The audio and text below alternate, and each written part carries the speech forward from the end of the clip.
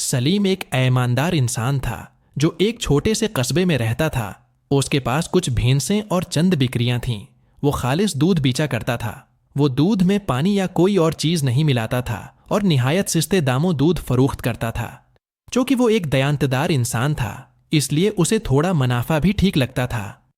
पूरे गांव में सलीम की दुकान का दूध मशहूर था। दुकान पर हर वक्त हुजूम लगा रहता। लोगों ने उसे मशूरा दिया कि वो दूध के दाम में इजाफा कर दे, लेकिन वो नहीं माना, क्योंकि वो जानता था कि हलाल रिज्क कमाना भी इबादत है। उसके रिज्क में खुदा ने खूब बरकत अता कर रखी थी। दूध की मांग ज्यादा थी, इसलिए सलीम ने कुछ और मवेशी खरीद लिए। कुछ दिन बाद अपना कारोबार करीबी शहर में मुंतकिल कर लिया, क्योंकि शहर में खालिस दूध की बहुत ज्यादा खपत थी। उसने शहर में एक मुनासिब सा घर और मवेशियों के लिए इहाता किराए पर लिया।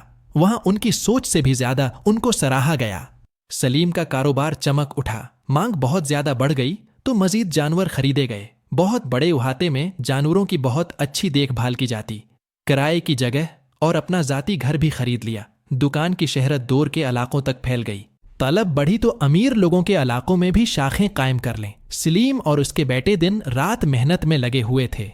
पूरा शहर उनको जानता था। हर कोई उनकी तारीफें करता था। सलीम ने अपना वही उसूल रखा कि न मिलावट करेगा और न ज्यादा मुनाफा लेगा।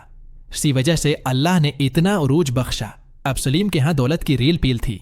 गाड़ियां, कोठियां, दुकानें, अल्लाह की हर नामत उसके पास थी, क्योंकि उसने अल्लाह के एक फरमान की पैरवी की थी कि हलाल रिज्क ऐन इबादत है।